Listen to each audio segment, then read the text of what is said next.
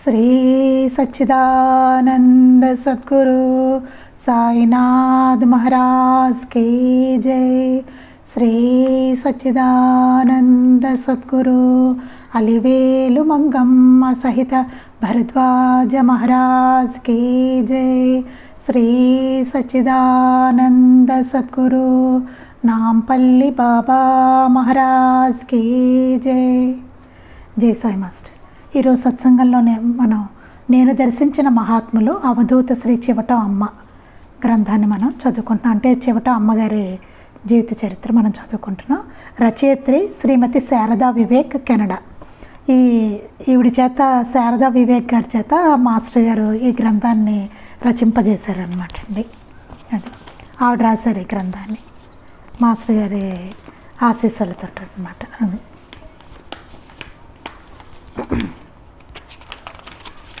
అవధూత శ్రీ చివటం అమ్మ చరిత్ర. రచన శ్రీమతి శారదా వివేక్, కెనడా. ఆశీస్సులు, ఈ గ్రంథానికి ఆశీస్సులు చెప్తున్నారు. ఆవిడికి రాసిన ఆవిడికి కూడాను అమ్మగారు రాశారు. ఇది జీవుల ఐహిక ఆధ్యాత్మిక శ్రేయస్సుకు మహాత్ముల దర్శన ఆశీస్సులు అత్యావశ్యకమని పూజ్యశ్రీ భరద్వాజ మాస్టర్ గారు పదే పదే చెబుతుండేవారు. ఎప్పుడు జీవుల ఐహిక ఆధ్యాత్మిక, మనకి లౌకికంగాను పారమార్థికంగాను కూడా మహాత్ముల దర్శన ఆశీస్సులు చాలా ఆవశ్యకమని పూజ్యశ్రీ మాస్టర్ గారు ఎప్పుడు చెప్తూ ఉండేవారు అని చెప్తున్నారు అమ్మగారు. శ్రీ మాస్టర్ గారు మహాత్ములు ఎందరినో స్వయంగా దర్శించడమే కాక తమ చెంతకు వచ్చిన వారందరికీ ఆ మహాత్ముల గురించి చెప్పి వారి దర్శనానికే పంపించేవారు. మాస్టర్ గారు ఎంతోమంది మహాత్ములు దర్శించుకున్నారు, వారి చరిత్రలు కూడా మనకు అందించారు. ఎవరు వచ్చినా సరే మాస్టర్ గారి దగ్గరికి ఫలానా మహాత్ములు ఫలానా చోట ఉన్నారు, వెళ్ళి దర్శించుకోండి, వారి అనుగ్రహాన్ని పొందండి అని చెప్పి వారి దర్శనానికే పంపించేవారు. అంతేకాక అట్టి మహాత్ముల గురించి భావితరాల వారికి కూడా తెలియజేయడానికే వారి చరిత్రను అక్షర రూపంలో నిక్షిప్తం చేసి లోకానికి అందించారు. ఇందాక మనం చెప్పుకున్నాం కదా, ఈ మహాత్ముల చరిత్రలు కూడా వారు మాస్టర్ గారు రచింపజేసి ఈ లోకానికి కూడా అందించారన్నమాట.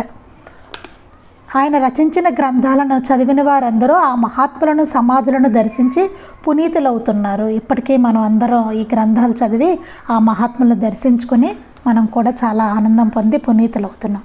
పూజ్యశ్రీ మాస్టర్ అంటే ఇది కేవలం మాస్టర్ గారు ఈ గ్రంథాలు మనకి అందించడం వల్లనే, మహాత్ముల చరిత్రలు అందించడం వల్లనే మనకి ఫలానా చోట ఫలానా మహాత్ములు ఉన్నారని చెప్పి వారి సమాధి మందిరాలు అవన్నీ దర్శించుకోవడం అనేది జరుగుతుందన్నమాట. అంటే మాస్టర్ గారు ఇచ్చిన వరం అదే మనకి. పూజ్యశ్రీ మాస్టర్ గారు దర్శించిన మహాత్ముల్లో చివటం అనే కుగ్రామంలో నివసించిన అవధూత అమ్మ ఒకరు. మాస్టర్ గారు దర్శించిన మహాత్ముల్లో చివటం అమ్మగారు ఒకరు అనమాట. ఆవిడ చివటం అనే గ్రామంలో, కుగ్రామంలో నివసించిన అవధూత ఆవిడ. మహాత్ముల చరిత్రలు వ్రాయడానికి పూర్వపుణ్యము మహాత్ముల సంపూర్ణ అనుగ్రహములు లేనిదే సాధ్యం కాదని పెద్దలు అంటారు. అంతేకాదు ఆ మహాత్ములే తమ చరిత్రను వ్రాయడానికి వీరిని ఎంచుకొని అనుగ్రహించి వ్రాయించుకుంటారు. ఆ కారణంగా శ్రీ చివటం అమ్మ చరిత్ర వ్రాసిన శ్రీమతి టి శారద అమ్మ అనుగ్రహ పాత్రురాలు అనడంలో ఎట్టి సందేహము లేదు. వారి చరిత్ర రాయాలంటే వారి అనుగ్రహం ఉండాలి, మహాత్ముల అనుగ్రహం ఉంటే కానీ రాయడం కుదరదు. అలాగా ఈ శారదా వివేక్ గారిని అమ్మే ఎంచుకొని రాయించారు అని చెప్పి అమ్మగారు రాస్తున్నారు. శ్రీమతి టి శారద 1980లో పూజ్యశ్రీ మాస్టర్ గారిని దర్శించినది. ఈవిడ శారదా వివేక్ గారు అంటే ఈ గ్రంథం రాసిన వారు అనమాట. ఆవిడ రచయిత్రి. ఆవిడ 1980లో మాస్టర్ గారిని దర్శించారట. అప్పటి నుండి ఈమె తన సాటివారికి శ్రీ సాయిని గురించి తెలియజేస్తూ సత్సంగాలు నిర్వహిస్తూ మాస్టర్ గారు చెప్పిన శాంతి పదంలో పయనిస్తున్నది. అప్పటి నుంచి మాస్టర్ గారిని దర్శించినప్పటి నుంచి బాబా గురించి అందరికీ చెప్తూ ఆవిడ సత్సంగాలు చేస్తూ ఇలా మాస్టర్ గారి మార్గంలో శాంతి పదంలో ఆవిడ పయనిస్తున్నారట. పూజ్యశ్రీ మాస్టర్ గారు 1980లో ఈమెను సిద్ధారూఢ స్వామి చరిత్రను తెలుగులో రచించమని ఆదేశించారు. 1980లోటండి ఈవిడని సిద్ధారూఢ స్వామి చరిత్ర తెలుగులో రాయమని ఆదేశించారట. తన గురువాజ్ఞ మేరకు సిద్ధారూఢ స్వామి చరిత్రను ఈమె వ్రాశారు. ఆ చరిత్ర 1987లో పూజ్యశ్రీ మాస్టర్ గారు స్థాపించిన శ్రీ సాయిబాబా పక్షపత్రికలో ధారావాహికంగా ప్రచురించబడమే కాక ఆ తరువాత శ్రీ సిద్ధారూఢ స్వామి చరిత్ర గ్రంథంగా ముద్రింపబడింది. సిద్ధారూఢ స్వామి చరిత్ర కూడా ఈవిడ చేత మాస్టర్ గారు తెలుగులోకి రాయించారంటండి. పూజ్యశ్రీ మాస్టర్ గారి ప్రేరణతో ఈమె ఇప్పుడు శ్రీ చివటం అమ్మ చరిత్రను రాయడం జరిగింది. మాస్టర్ గారి ప్రేరణతోటే ఈవిడ మళ్ళీ ఇప్పుడు ఈ చివటం అమ్మ చరిత్రని రాశారట. అతి అద్భుతమైన చివటం అమ్మ చరిత్రను రచించిన చిరంజీవి టి శారదపై చదివిన పాఠకులపై తమ అనుగ్రహ ఆశీస్సులను వర్షించమని పూజ్యశ్రీ మాస్టర్ గారిని శ్రీ శ్రీ శ్రీ చివటం అమ్మను మనసారా ప్రార్థిస్తూ ఈ అలివేలు మంగమ్మ 27/2/1998 అమ్మగారు ఆశీస్సులు అందించారు. ఈవిడ రచయిత్ర అయిన శారదా వివేక్ గారికిను మాస్టర్ గారి ఆశీస్సులు, అమ్మ ఆశీస్సులు ఉండాలని ఈ గ్రంథం పాఠకులకు, ఇది చదివే వారికి మనందరికీ కూడాను అమ్మగారు మాస్టర్ గారి ఆశీస్సులు, చెవటం అమ్మ ఆశీస్సులు మనకు ఎప్పుడూ ఉండాలని అమ్మగారు ప్రార్థిస్తూ ఈ ఆశీస్సులను అందించారనమాట అండి. తర్వాత ఉపోద్ఘాతం. ఈ ఉపోద్ఘాతం రాసిందేమో మాస్టర్ గారండి, పూజ్య ఆచార్య శ్రీ కిరాల భరద్వాజ మాస్టర్ గారు. ఉపోద్ఘాతం ఎక్కువ ప్రాధాన్యం ఐహికానికి ఇవ్వాలా లేక పారమార్థికానికి ఇవ్వాలా అన్న ప్రశ్న జీవితంలో ఆస్తికులందరికీ కలుగుతుంది. మనందరికీనండి ఎక్కువ మన లౌకికమా లేకపోతే ఆధ్యాత్మికమా, ఇలాగా మనకెప్పుడు జీవితంలో కలుగుతూనే ఉంటుంది. ఉంటే లౌకికంగా అలాగా ఏదో కొట్టుకుపోతూ ఉంటాం, లేకపోతే ఆధ్యాత్మికత అని పేరుతోటి లౌకికాన్ని వదిలేసి అదో రకంగా అనమాట. అది పూర్తిగా ఆధ్యాత్మిక కాదు, ఆ పేరు చెప్పుకొని అట్లా ఉండడం. లేకపోతే మన సందేహం వస్తూ ఉంటుంది, పూర్తిగా లౌకికంగా ఉండాలా లేకపోతే పారమార్థికంగా ఉండాలా, అసలు దేనికి ప్రాధాన్యత ఇవ్వాలి, దీనికా దానికా. ఎందుకంటే మనకి బ్యాలెన్స్ తెలియదు, ఆ బ్యాలెన్స్ చేసుకోవడం అనేది మనకు తెలియదు. దానివల్ల దేనికి ఇవ్వాలి అనేసి మనందరికీ కలుగుతుంది. పరిస్థితులకు లొంగి ఐహికానికి ప్రాధాన్యత ఇచ్చేవారు తాము బంధంలో చిక్కుకుంటున్నామని బాధపడతారు. మనం ఏం చేస్తాం, పరిస్థితులకు లొంగిపోయి బంధాల్లో చిక్కుకుని అయ్యో మనం ఎక్కువ లౌకికానికే ప్రాధాన్యత ఇస్తున్నామే అని బాధపడుతూ ఉంటాం. ముసలితనం వచ్చాక పరమార్థం సాధించుకోవచ్చు అన్న వారికి నానాటికి బలపడిన వాసనలు వృద్ధాప్యంలో పరమార్థ సాధనకు అడ్డు వస్తాయి. సరే మరి ఇప్పుడు ఎందుకులే, మనం ఈ వయసులో చేయలేము, వృద్ధాప్యం వచ్చాక చేద్దాం, బాగా వయసు పైబడ్డాకే ఆధ్యాత్మికత అప్పుడు చేయొచ్చు. చాలామంది అంటూ ఉంటారు చూడండి, కృష్ణారామ అనుకుంటున్నాం అలా అనమాట. ఆ టైంలో మనం చేయొచ్చు అని అనుకుంటారు. అనుకుని మొదలు పెట్టారనుకోండి, ఏమవుతుంది, నానాటికి బలపడిన వాసనలు వృద్ధాప్యంలో పరమార్థ సాధనకు అడ్డు వస్తాయి. సరే పరమార్థం సాధించుకుందామని మొదలుపెట్టామనుకోండి, ఆధ్యాత్మికంగా ఉందామని, ఆ ముందు బలహీనతలు ఉంటాయి కదా, వాసనలు ఉంటాయి, అవన్నీ బలంగా ఉంటాయి, అసలు కూర్చోలేం, గట్టిగా పూజ చేయలేం, గట్టిగా పారాయణ చేయలేము, సత్సంగం కూర్చోలేము, ఇట్లా ఏదో చాలా రకాలన్నమాట. అది కాకుండా అనేక రకాలైన బలహీనతలు, వాసనలు మనలో ఉండి అప్పుడు పరమార్థ సాధనకు అవన్నీ అడ్డొస్తాయి. అంటే అప్పుడు చేద్దామంటే కుదరదు అని చెప్తున్నారు మాస్టర్ గారు. ఏదో పెద్ద వయసు వచ్చిన తర్వాత ముసలితనంలో వృద్ధాప్యంలో మొదలు పెడదామంటే అప్పుడు అవ్వదు, మన శరీరము సహకరించదు, అలాగే మనసు కూడా సహకరించదు. అదే వాసనలన్నీ మనలో ఉంటాయన్నమాట అండి. అవన్నీ ముందు నుంచి నానాటికి బలపడిపోయి ఉంటాయి, అవన్నీ అడ్డొస్తాయి మనకి చేయడానికి. మొదటి నుండే పరమార్థానికి ప్రాముఖ్యతనివ్వజూచేవారు తమ లౌకిక బాధ్యతలు మరచి బాధలకు గురి అయి భార్యాబిడ్డలు అడ్డమొస్తున్నారని భ్రమిస్తారు. సరే మొదటి నుంచి పారమార్థిక, ఇందాక చెప్పుకున్నాం చూడండి, ఆధ్యాత్మికంగా ఉందాము అనేసి ప్రాధాన్యత ఇస్తున్నారు అనుకోండి, వాళ్ళు ఏం చేస్తారు, లౌకికమైన బాధ్యతలను వదిలేస్తారు. అంటే భార్యాబిడ్డల్ని చూసుకోవడం, ఇవన్నీ వాళ్ళందరూ మాకు అడ్డొస్తున్నారు అని చెప్పి ఆలోచిస్తారు అనమాట. ఏదో పిల్ల పెళ్లి చేయాలి అయినా వాళ్ళు ఏ ప్రయత్నాలు చేయరు, అలాగే ఉంటారు. ఎందుకంటే మేము ఆధ్యాత్మికంగా ఉన్నామని. మరి అవన్నీ లౌకికంగా అవన్నీ చేయవలసిందే కదండి. పిల్లలు చదువుకోవాలి, వాళ్ళకి కూర్చోపెట్టిన చదువు చెప్పాలి. మాస్టర్ గారిది ఒక స్పీచ్ ఉంటుంది, ముందు మీరు గురువు గురించి అనుకునేటప్పుడు వాళ్ళు అసలు లౌకిక జీవితం ఎట్లా ఉందో చూడండి అంటారు. అంటే వాళ్ళు ఎట్లా ఉన్నారు, ఈ విధులన్నీ సరిగ్గా నిర్వహిస్తున్నారా లేదా, వారి బాధ్యతలన్నీ సరిగ్గా చేస్తున్నారా లేదా, సరిగ్గా ఉన్నారా లేదా వాళ్ళు, అవన్నీ ముందు చూసి రండి అని చెప్తారు మాస్టర్ గారు. అలాగే అందుకని ఏం చేస్తారు, పరమార్థానికి మొదటి నుంచి వాళ్ళు ప్రాముఖ్యతను ఇవ్వజూసేవారు తమ లౌకిక బాధ్యతలు మరచి బాధలకు గురి అయి భార్యాబిడ్డలు అడ్డం వస్తున్నారని భ్రమిస్తారు. వారిని క్రమశిక్షణ పేరిట హింసించడమో వైరాగ్యం పేరిట పెట్టించుకోకపోవడమో చేస్తారు. అందుకని ఏం చేస్తారు, డిసిప్లిన్ పేరుతో వాళ్ళని హింసించడమో లేకపోతే వైరాగ్యం పేరుతో, వైరాగ్యం అని చెప్పి వాళ్ళని పట్టించుకోకపోవడము. ఎందుకు పట్టించుకోవట్లేదంటే నాకు వైరాగ్యం వచ్చేసిందని. వైరాగ్యం అంటే అది కాదు కదా, కానీ వైరాగ్యం అంటారనమాట. ఆ పేరు చెప్పుకొని పట్టించుకోకుండా ఉంటారు. ఇది ఒక జీవిత సమస్య. ఇది ప్రతి వాళ్ళకి జీవిత సమస్య.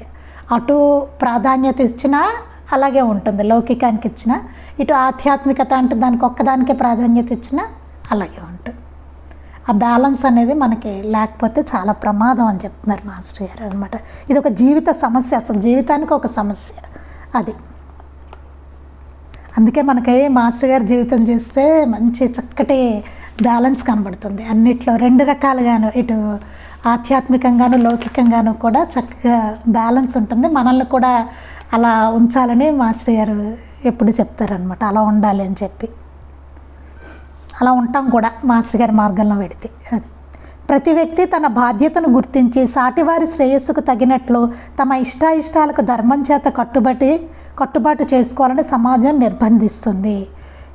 ప్రతి వ్యక్తి బాధ్యతలను గుర్తించి సాటివారి శ్రేయస్సుకు తగినట్టుగా తమ ఇష్టాయిష్టాలు ధర్మం చేత కట్టుబాటు చేసుకోవాలి. మన ఇష్టాయిష్టాలని ధర్మం వల్ల కట్టుబాటు చేసుకోవాలి అని చెప్పి సమాజం కూడా నిర్బంధిస్తుంది. కానీ వ్యక్తులు తమ ఇష్టాయిష్టాలకు ప్రాముఖ్యత చూస్తారు. కానీ మనుషులు ఏం చేస్తారు, మన ఇష్టాయిష్టాలకే ప్రాధాన్యత ఇస్తాం. మనకి ఏది కావాలంటే అదే చేద్దాం, మనకి ఇష్టమైందే చేస్తాం, అయిష్టమైంది చెయ్యం కదా, కష్టంగా ఉంటుంది. మనకి ఇష్టమైందే చెయ్యాలని దానికే ప్రాముఖ్యత ఇస్తాం. ఇందువలన ఏర్పడే సంఘర్షణ జీవితంలో ఎదురయ్యే మరో సమస్య. దీనివల్ల ఏమవుతుంది, జీవితంలో ఒక రకమైన సంఘర్షణ ఏర్పడుతుంది, అదొక సమస్యగా మారుతుంది. ఈ సమస్యలకు పరిష్కారమే సంస్కృతి అనే జీవన కళ. ఈ సమస్యలన్నిటికీ పరిష్కారమే సంస్కృతి అనే జీవన కళ అని చెప్తున్నారు. ప్రతి జీవికి జన్మతః ఉండే శారీరక మానసిక సామర్థ్యాలు సంపూర్ణంగా వికసించడము, అటు వికాసం పొందిన సంతతిని జాతి యొక్క పురోగమనం కోసం అర్పించడమే ప్రకృతి యొక్క లక్ష్యం. అసలు ప్రకృతి లక్ష్యం ఏంటండి చెప్తున్నారు. ప్రతి జీవికి జన్మతః ఉండే శారీరక మానసిక సామర్థ్యాలు సంపూర్ణంగా వికసించడం అట. అటు వికాసం పొందిన సంతతిని వాళ్ళ నుంచి ఆ సంతతి రావాలి, జాతి యొక్క పురోగమనం కోసం అర్పించడమే ప్రకృతి యొక్క లక్ష్యం. అంటే సంతతి కలిగి ఉండాలి జాతి పురోగమనం కోసం అని చెప్తున్నారు. ఈ సత్యాన్ని గుర్తించి కృషి చేయకుంటే వ్యక్తి సమాజము కూడా తారుమారు అవుతాయి. ఈ సత్యాన్ని గుర్తించాలి. గుర్తించకుండా కనుక కృషి చేయకపోతే కనుక సమాజము వ్యక్తి కూడా మొత్తం తారుమారు అయిపోతుంది, ధర్మం అంతా అని చెప్తున్నారు. విశేషమైన సహజ ప్రతిభ వలన అట్టి వికాసం చెందిన మహనీయుల నుండి అట్టి అవగాహన క్రమశిక్షణ ప్రతివారు పొందవలసిందేనని అన్ని మతాలు చెప్తాయి. ఇది అవగాహన ఎట్లా వస్తుంది, మహనీయుల నుండే. వారుంటేనే ఈ అవగాహన వచ్చి క్రమశిక్షణ వచ్చి మనకి సరైన బ్యాలెన్స్ వస్తుంది అనమాట అండి అని అన్ని మతాల్లోనే చెప్తున్నారు. దీనినే ధర్మమని హిందూ మతము, శీలమని బౌద్ధ జైన మతాలు, మార్గము అని క్రైస్తవము మరియు తావో మతాలు, షరియత్ అని ఇస్లాము వ్యవహరించాయి. పేర్లు వేరు కానీ అన్నిటికీ ఒకటే. మనం ఏమంటాం, ధర్మం అంటాం హిందూ మతంలో, శీలం అంటారట బౌద్ధంలో, జైన మతంలో కూడా దాన్ని శీలం అంటారు బౌద్ధ జైన మతాల్లో, మార్గము అని క్రైస్తవంలో అంటారు, మరి తావో మతాల్లో అంటారు, షరియత్ అని ఇస్లాంలో వ్యవహరించారు. దాన్నే ధర్మము అంటాం మనం అన్నమాట. ఇట్టి క్రమశిక్షణనిచ్చే జీవిత విధానమే మహర్షులు ఏర్పరిచిన బ్రహ్మచర్యము మొదలైన 4 ఆశ్రమాలు. అందుకే మనకేం చేశారంటే ఇలాంటి ప్రాబ్లం వస్తుందనే 4 ఆశ్రమాలు పెట్టారనమాట అండి. అలాగే బ్రహ్మచర్యం, మహర్షులు ఏర్పరిచిన బ్రహ్మచర్యం మొదలైన 4 ఆశ్రమాలు పెట్టారు. లేకపోతే ఏమవుతుంది, బ్రహ్మచర్యంలో ఉండరు, లేకపోతే గృహస్థాశ్రమంలో ఉండరు. మేమేదో పెళ్ళి అవి చేసుకోమనేవాళ్ళు, లేకపోతే అలా అందరికీ వర్తించదు కదండి గృహస్థాశ్రమం. మాస్టర్ గారు అట్లా రాలే, చూసారా, మాస్టర్ గారు గృహస్థుగా వచ్చారు మనకి. అలాగే మనకేమనిపిస్తుంది, చివట అమ్మగారిని చదివామనుకోండి, చదివినప్పుడు ఏమనిపిస్తుంది, అబ్బా ఇట్లా ఉండాలి కదా అని అనిపించింది అనుకోండి. ఒకవేళ అలా మనం ఉండలేం, ఆవిళ్ళ మనం ఉండలేం కదా. చరిత్ర చదువుకుంటాము, పారాయణ చేసుకుంటాం, ఆవిడ దగ్గరికి పెడతాం, సూక్తులన్నీ మనం అవి ఆచరించడానికి ప్రయత్నం చేయాలి, అవన్నీ చేయాలి. కానీ ఆవిళ్ళగా ఉందాం అన్నది మాత్రం అది మనకి జరగదు, అందరికీ అది జరిగే విషయం కాదు. అందుకే మనకి మాస్టర్ గారు అమ్మగారు వచ్చారనమాట అండి. అలా మనం ఎలా జీవించాలో చెప్పడానికే మాస్టర్ గారు అమ్మగారు అలా గృహస్థాశ్రమంలో ఉంటూ మన కోసం అట్లా వచ్చారు. ఇట్టి క్రమశిక్షణనిచ్చే జీవిత విధానమే మహర్షులు ఏర్పరిచిన బ్రహ్మచర్యం మొదలైన 4 ఆశ్రమాలు. అందుకే మహర్షులు ఏం చేశారట, ఇట్లా కాదు వీళ్ళందరికీ ఇట్లా కుదరదని చెప్పేసి బ్రహ్మచర్యము మొదలైన 4 ఆశ్రమాలు మనకి ఇచ్చారనమాట అండి. అంటే తెలుసు కదా, బ్రహ్మచర్యము, గృహస్థాశ్రమము, సన్యాసము, వానప్రస్థాశ్రమము, సన్యాసము. అప్పుడు ఐహిక అంటే ఒకదాని తర్వాత ఒకటి చేసుకుంటూ వెళ్ళాలి తప్ప ఏది వదలకూడదని చెప్పి 4 ఆశ్రమాలు ఇచ్చారు. అప్పుడు ఐహికము పారమార్థికము పరస్పర విరుద్ధములు అవ్వవు. అప్పుడు అలా ఆశ్రమ ధర్మాలను పాటించుకుంటే అప్పుడు మనకేమవుతుందంటే లౌకికము పారమార్థికము ఈ 2 విరుద్ధాలు కాకుండా బ్యాలెన్స్డ్గా ఉంటాయి అన్నమాట అండి. అందుకే పెద్దవాళ్ళు ఋషులేమీ తెలియక కాదు, వాళ్ళు 4 ఆశ్రమాలు ఎందుకు పెట్టారు, అందుకోసమే పెట్టారు. ఆ బ్యాలెన్స్ అన్నది రావడం కోసమే పెట్టారనమాట.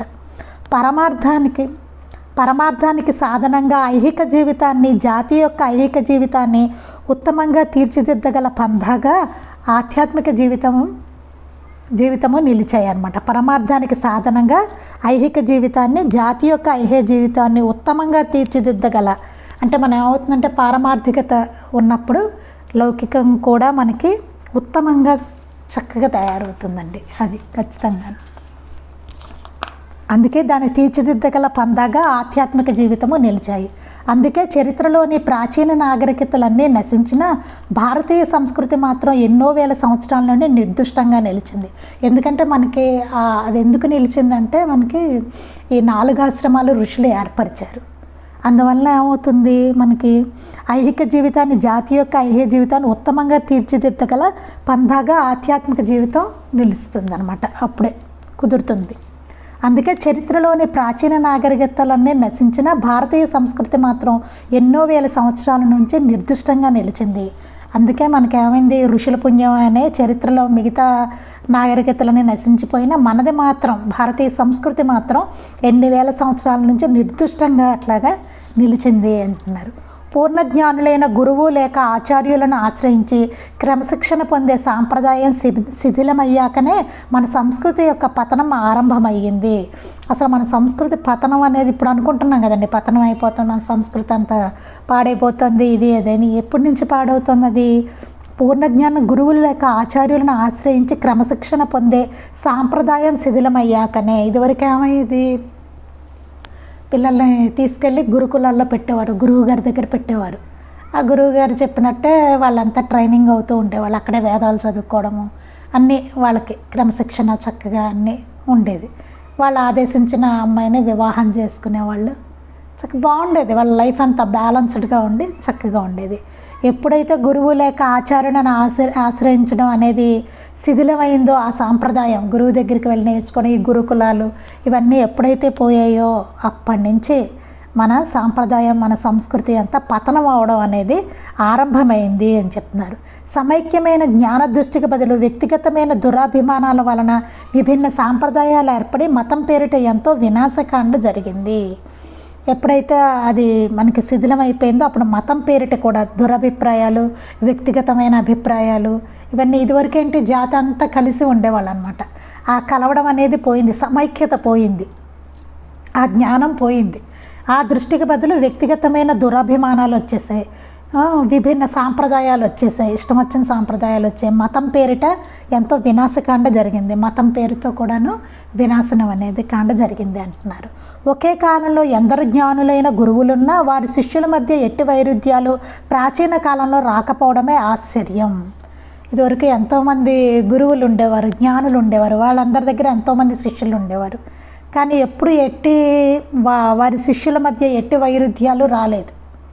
శిష్యుల మధ్య ఎప్పుడు కొట్టుకోవడము, మా గురువు గారు గొప్ప అంటే మా గురువు గారు గొప్ప అనడము అవన్నీ లేదు. ఇదివరకు చూడండి ఎంతమంది ఋషులు ఉండేవారు, అవునా? ఆ ఋషుల దగ్గర చాలామంది శిష్యులు ఉండేవాళ్ళు, కానీ వాళ్ళు ఎప్పుడు పోట్లాడుకోలేదు.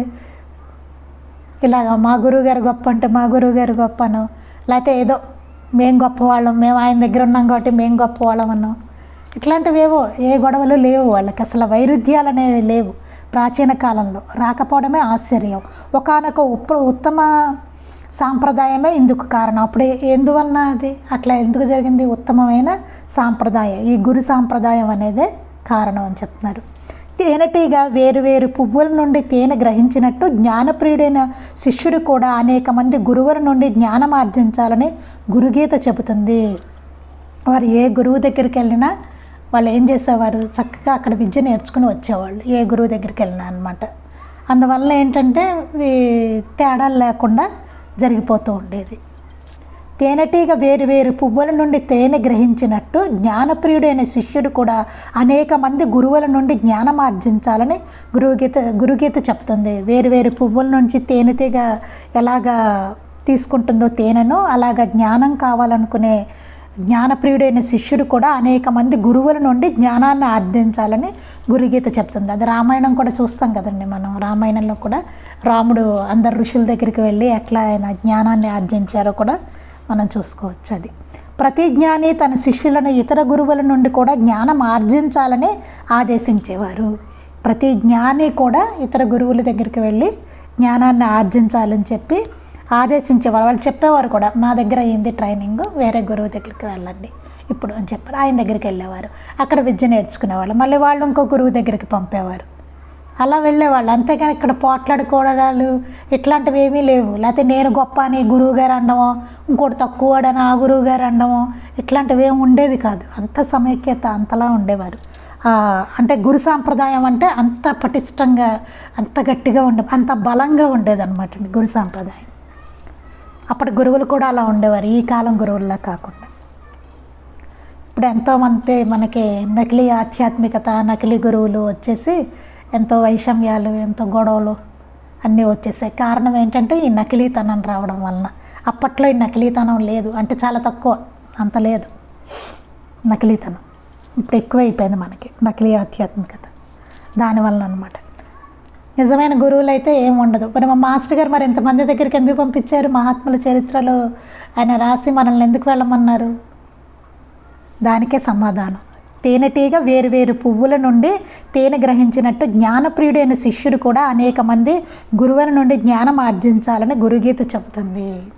వాళ్ళ నుంచి కూడా ఆ బోధనని, జ్ఞానాన్ని గ్రహించండి. ఇందరు మహనీయుల దగ్గరికి వెళ్ళండి, వాళ్ళని సేవించుకోండి.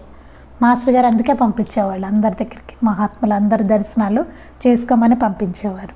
అందుకే మనం ఇంతమంది మహాత్ముల చరిత్రలు కూడా మనం చదువుకుంటున్నాం. లేకపోతే సాయి లీలామృతం ఒకటే చదివి ఊరుకోవచ్చు కదా. సాయి ప్రబోధ అమృతమో, సాయి సన్నిధో అవే చదువుకుని ఊరుకోవచ్చుగా.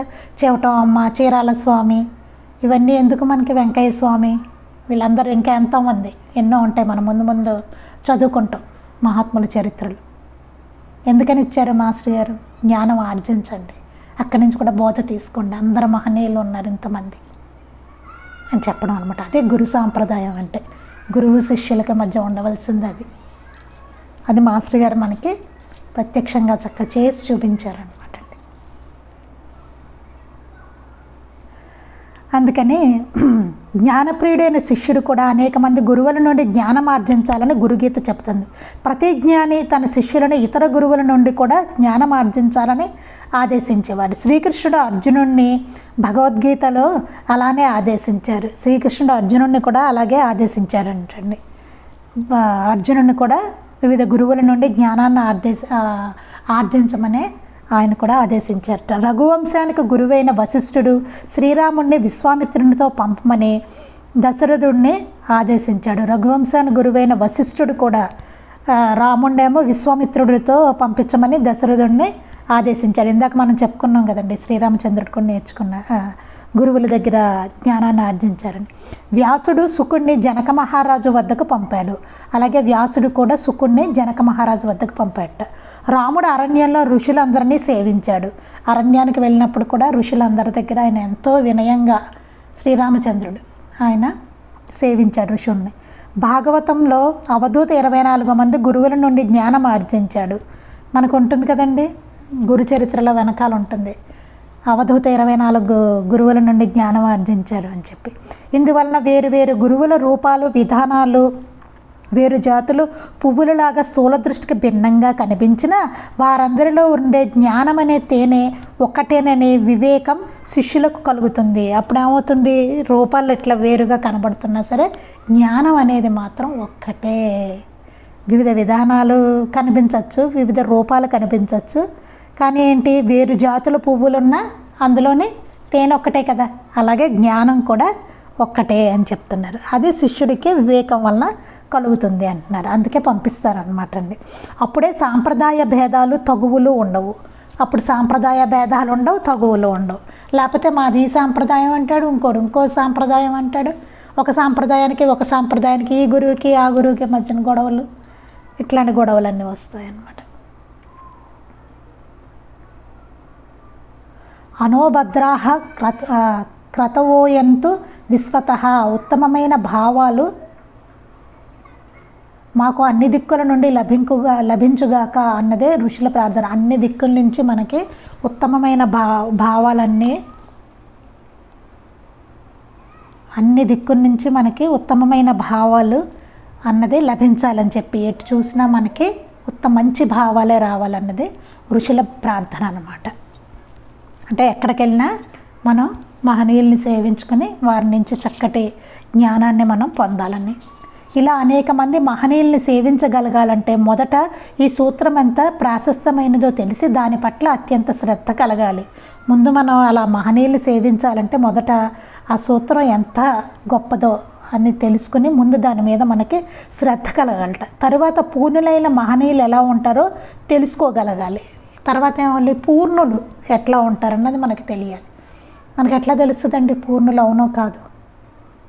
మనకు తెలియదు. చాలామంది అసలు అవధూతలకిను పిచ్చివాళ్ళకి కూడా తేడా తెలియదు. మనకి చూస్తే అవధూత తెలియదు, పిచ్చివాళ్ళు తెలియదు. ఎందుకంటే మనకు ఒకలానే అనిపిస్తుంది, మనకంత పరిజ్ఞానం లేదు. పూర్ణులు ఎవరో అవునో కాదో కూడా తెలియదు. అలాగే నకిలీ ఆధ్యాత్మికత మనకు వచ్చేస్తుంది ఇప్పుడు అంతలాగా. కొడితే 2 దెబ్బలు కొడితే జరిగిపోతుంది. అవధూతలకు ఎలా ఉంటుందండి, ఒకడు కొట్టారంటే ఆ పని అయిపోతుంది అన్నట్లు ఉంటుంది కదా. ఏదో కోరికలు తీరుతాయి, కష్టాలు తీరుతాయి అలా. అది ఆసరాగా తీసుకుని వచ్చిన జనాలను కొడుతూ అట్లాంటివి కూడా ఉన్నాయి కదా. ఈ ఫేక్ గురువులన్నీ ఉంటున్నాయి, నకిలీ ఆధ్యాత్మికత మనకి యూట్యూబ్లో వాటిల్లో కూడా వస్తూ ఉంటాయి. వాడు తన్నడమును వెళ్ళిన వాళ్ళందరూ నేను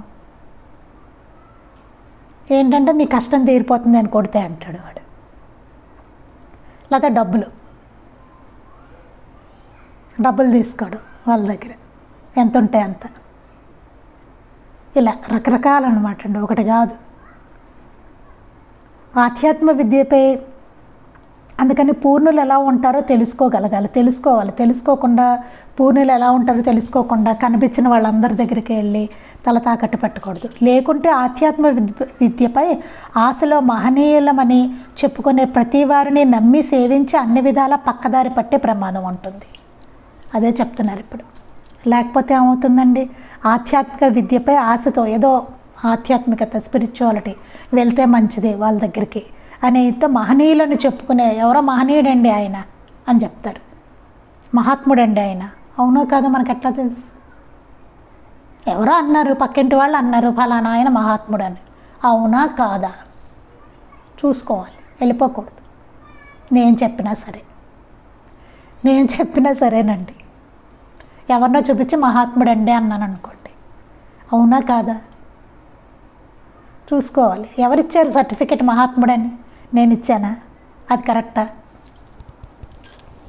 చూసుకోవాలి. ఎవరు చెప్పారు? మళ్ళీ మహనీయులే చెప్పాలి. అంతటి మహాత్ములే మళ్ళీ చెప్పాలి ఆయన మహాత్ముడని. అప్పుడే వెళ్ళాలి, లేకపోతే వెళ్ళకూడదు. అందుకే మనకు తెలియదు కాబట్టి మాస్టర్ గారు చెప్పిన మహాత్ముల దగ్గరికే వెళ్ళాలి. అది మనకి శ్రేయస్కరం అనమాట. ఎందుకు వెళ్ళొద్దు ప్రతిసారి ఎందుకు చెప్పుకుంటాం మనం? ఇక్కడ ఉన్నారండి, అక్కడ ఉన్నారండి, వెళ్ళొచ్చా మనకు తెలీదు. పూర్ణులు అవునో కాదో తెలియదు, ఎవరేంటో తెలియదు, నకిలీ వాళ్ళేమో. ఇంతటి లోపల ఇంతటి ఇది దాగి ఉంటుంది. అది నకిలీతనం ఎంతో ఉంటుంది లోపల. అది మన పసికట్లే, మనకు తెలియదు. అందుకని చాలా జాగ్రత్తగా ఉండాలి. ఆధ్యాత్మ విద్యపై ఆశలో మహనీయులు అని చెప్పుకునే ప్రతి వారిని నమ్మి సేవించి అన్ని విధాలా పక్కదారి పట్టే ప్రమాదం ఉంటుంది. అదేమవుతుంది, వాళ్ళని సేవించుకుంటూ కూర్చున్నాం అనుకోండి, అన్ని విధాలా పక్కదారి పడతాం, ఖచ్చితంగా భ్రష్టు పడతాం. అంతకన్నా ఏమీ లేదు, భ్రష్టు పట్టడమే. ఇంకా అయిపోయింది ఈ జన్మ. అందుకే మనలో ఇలాంటి సంస్కారం దృఢంగా నాటుకోవడానికి వ్యాసుడు భాగవతంలో అనేక మంది మహనీయుల చరిత్రలను పొందుపరిచాడు. అందుకే ఎవరు పడితే వాళ్ళ దగ్గరికి వెళ్ళి మనం ఇలా తల తాకట్టు పెట్టకుండా ఉండడానికే భాగవతంలో అనేక మంది మహనీయుల చరిత్రలను పొందుపరిచారు. అందుకే మహనీయుల చరిత్రలు ఇచ్చేశారు. మహనీయులు ఎవరెవరో చెప్పేశారు అనమాట.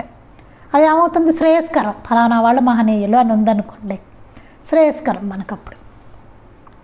తమిళ దేశంలో పెరియ పురాణం అనే గ్రంథంలో 63 శైవ సిద్ధుల గురించి భక్తులు చదువుతారు. అలాగే తమిళ దేశంలో ఏం చేస్తారట, పెరియ పురాణం అని ఉంటుంది. ఆ గ్రంథంలో 63 మంది శైవ సిద్ధుల గురించి భక్తులు చదువుతారట. అలానే ఆళ్వారులు అని 12 మంది మహాత్ముల చరిత్రలు పారాయణ చేస్తారు.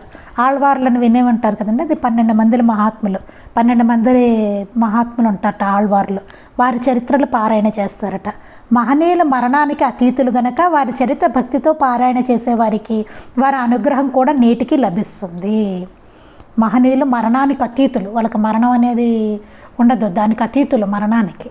అందువల్ల వారి చరిత్ర పారాయణ కనుక భక్తితో చేసేవారికి వారి అనుగ్రహం తప్పకుండా ఉంటుంది. ఇప్పుడు మనకి చెవటం అమ్మ చరిత్ర శ్రద్ధగా చదువుకుంటే చెవటం అమ్మ అనుగ్రహం మనకు ఉంటుంది. అలా మహనీయులు అందరి చరిత్రలో అంటే ఎవరి చరిత్ర అయినా సరే చదువుకుంటే వారి అనుగ్రహం మనకు ఉంటుంది, ఎందుకంటే వారి మరణానికి అతీతులు. ఇక 7 రోజుల్లో మరణించనున్న పరీక్షిత్తుకు అందుకే సుఖయోగి వేరొక సాధన చెప్పక భాగవత శ్రవణం మాత్రమే చేయించారు. ఇంకా 7 రోజుల్లో మరణించనున్న పరీక్షిత్ మహారాజుకి సుఖయోగి ఏం చెప్పారు, ఇంకే సాధన చెప్పలేదు, భాగవత శ్రవణం మాత్రమే చేయించారట. విజయానందుడు అనే సన్యాసి మరణించనున్న రోజుల్లో షిరిడి సాయిబాబా కూడా తరింపుకు భాగవత పారాయణ చేయించారు. అలాగే మనం విజయానందుడిది చదువుకున్నాం కదండి సాయి లీలామృతంలో, అప్పుడు మరణించబోతున్న రోజుల్లో షిరిడి సాయిబాబా కూడా అతని తరింపు కోసమని భాగవత పారాయణ చేయించారటండి. ఈ ఉత్తమ సత్యాన్ని గుర్తించకుండానే సుకుడు సాయిబాబాల కంటే మనకే ఎక్కువ తెలుసునని భ్రమించి అనేక మంది మహాత్ముల చరిత్ర పారాయణం అనే సాటిలేని సాధనమును మనం అలక్ష్యం చేస్తున్నాము. మనం ఏమనుకుంటాము, సుకుడు బాబా వాళ్ళందరికన్నా నాకే ఎక్కువ తెలుసు అని చెప్పి మనం ఏం చేస్తాము, ఈ మహాత్ముల చరిత్రల పారాయణ అనే దాన్ని అలక్ష్యం చేస్తున్నాము అంటున్నారు మాస్టర్ గారు. అంటే మనం పూర్తిగా సాంప్రదాయం నుంచి పక్కకు వచ్చేసాం. అప్పుడు భాగవతం చదివించి ఇన్ని చదివించినట్టుగా ఉంది, మహాత్ముల చరిత్రల పారాయణ చేయడము ఇదంతా ఉంది. చెప్పారు చూసాను, పెరియ పురాణం చెప్పారు, ఆళ్వారుల చరిత్రలు చెప్తున్నారు ఇక్కడ. ఇంకా సుఖయోగి ఏమో భాగవతం చేయించారని చెప్తున్నారు. గురుచరిత్ర పారాయణం ఉంది మనకి. ఇలా మహాత్ముల పారాయణలు అన్నీ ఉన్నాయి మనకి. కానీ అవన్నీ ఏంటి, క్రమంగా కాలక్రమేణా అవన్నీ పోయాయి, శిథిలమైపోతున్నాయి అన్నీ. అందుకని మళ్ళీ మాస్టర్ గారు దానికి పునరుజ్జీవనం ఇస్తున్నారనమాట అండి. మహాత్ముల చరిత్ర పారాయణ అనేది అలక్ష్యం చేస్తున్నాం మనం అని చెప్పి ఇలా మహాత్ముల చరిత్రలు మనకు అందించి మళ్ళీ మనం ఏదో సనాతన ధర్మము ఇవి ఏవేనేవి ఎన్ని పేర్లు పెట్టుకున్నా మనం చక్కగా దాంట్లోనే ఉన్నాం, తెలిసినా తెలియకపోయినా. అది అందుకని అలక్ష్యం చేయకుండా దాన్ని పారాయణ చేయడం అనేది మాస్టర్ గారు మనకి అందించారనమాట. మహాత్ముల చరిత్రలు మరియు బోధలు శ్రద్ధతో పారాయణ చేయడం వారి ప్రత్యక్ష సాన్నిధ్యంతో సమానమని శ్రీ రమణ మహర్షి కూడా చెప్పారు. ఈ మహాత్ముల చరిత్రలు అనేది పారాయణ చేయడం అన్నది ప్రత్యక్ష సన్నిధితో సమానం, అంటే వాళ్ళ సన్నిధితోటే సమానం చరిత్ర పారాయణ అంటే. ఇప్పుడు బాబా అది మన సాయి లీలామృతం ఏంటి, అలా బాబానే సాయి లీలామృతం అంటే సాయినాథుల వారి చరిత్ర అంటే అదే బాబా అనమాట. అలాగే చెవటం అమ్మ చరిత్ర అంటే ఇదే చెవటం అమ్మగారు, ప్రత్యక్ష సాన్నిధ్యంతో సమానం. వారి అనుగ్రహం అందరికీ ఉంటుంది. ఎవరైతే ఈ చరిత్ర పారాయణ శ్రద్ధగా చేస్తారో వారందరికీ ఆ మహనీయుల అనుగ్రహం ఎప్పుడూ ఉంటుందన్నమాట. వారి ప్రత్యక్ష సాన్నిధ్యంతో సమానం, వారితోటి సమానం, వారి ప్రత్యక్ష సన్నిధితోటే సమానం ఇది అని చెప్తున్నారనమాట. వెంకయ్య స్వామి కూడా శ్రీ పోతులూరి వీరబ్రహ్మం గారి చరిత్ర వంటివి చదవమని ఒక భక్తుడితో చెప్పారు. అలాగే వెంకయ్య స్వామి గారు కూడాను వీరబ్రహ్మం గారి చరిత్ర చదవమని ఒక భక్తుడితో చెప్పారట. వీరబ్రహ్మం గారు కూడా తాము దత్తావతారం అనే కాలజ్ఞానంలో వ్రాశారు. రెండవ దత్తావతారమైన శ్రీ నృసింహ సరస్వతి స్వామి తమ గురించి శ్రీ గురు చరిత్ర గ్రంథ రూపంలో తామే ఉంటామని, అది పారాయణ చేసిన వారికి ఇహపర శ్రేయస్సు తమ అనుగ్రహము తప్పక కలుగుతాయని ప్రమాణం చేసి చెప్పారు. మన గురు చరిత్రలో కూడా ఉంటుంది కదండి, ఈ గ్రంథ రూపంలో ఆయనే ఉంటానని చెప్పారు శ్రీ గురు చరిత్రలో నృసింహ సరస్వతి స్వామి. అందుకని ఆ గ్రంథ రూపంలో తామే ఉంటామని అది పారాయణ చేసిన వారికి ఇహపర శ్రేయస్సు అనుగ్రహిస్తానని చెప్పి తప్పకుండా కలుగుతుందని ప్రమాణం చేసి చెప్పారు. అలాగే మన ఏ మహాత్ముల చరిత్ర మనం చదువుతున్న వారి అనుగ్రహం మనకు ఉంటుంది, ఇహపర శ్రేయస్సు కూడా తప్పక కలుగుతుంది అన్నమాట. ఇతర మతాల్లో కూడా ఈ సాంప్రదాయమే ఉన్నది. అన్ని మతాల్లోనూ ఈ సాంప్రదాయం మహాత్ముల చరిత్ర చదవడం అనే సాంప్రదాయమే ఉన్నది అని చెప్తున్నారు. బైబిల్ మరియు ఖురాన్లలో ఎక్కువ భాగం ఆయా జాతుల్లో వెలిసిన ప్రవక్తలు అనబడు మహనీయుల చరిత్రలు ఉంటాయి. బైబిల్లో ఖురాన్లో కూడా ప్రవక్తలు అనబడు మహనీయుల చరిత్రలే ఉంటాయట, వాటిల్లో కూడా ఉంటాయటండి. అంటే మనకి ప్రత్యక్షంగా తెలియదు కానీ వాళ్ళు కూడా బైబిల్ ఖురాన్లో కూడా ప్రవక్తల చరిత్రలు మహనీయుల చరిత్రలే చదువుతారట. అంటే అన్ని మతాల్లోనూ ఉంది అని చెప్తున్నారు. అన్ని మతాల్లోనూ మహనీయుల చరిత్ర పారాయణే ఉంది అని చెప్తున్నారు. అందుకే ఆయా మతస్థులు వాటి శ్రద్ధగా చదవాలని విధించారు. ఏ మతం వాళ్ళు ఆ మతంలో వచ్చిన మహాత్ముల చరిత్రలు శ్రద్ధగా చదవాలని చెప్పి విధించబడ్డాయి అన్నమాట. అది ఖురాన్లోనూ ఉందట, బైబిల్లో కూడా ఉందటండి. అది అంటే మనకు తెలీదు, మాస్టర్ గారు చెప్తున్నారు ఇక్కడ. నాకు చదివే వరకు నాకు కూడా తెలియదు అంతలా.